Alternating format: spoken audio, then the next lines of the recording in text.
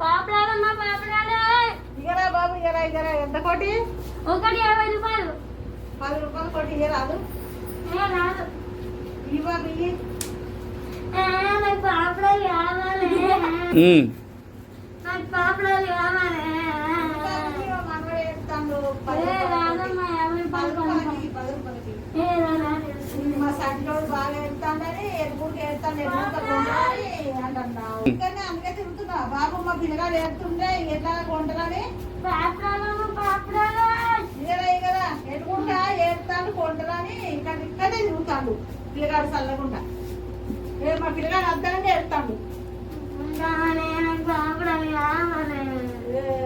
ఈ 10 రూపాయలకు బాబు ఉన్న కొద్దిగా ఏడుతూనే ఉన్నాడు మా సంటోడు.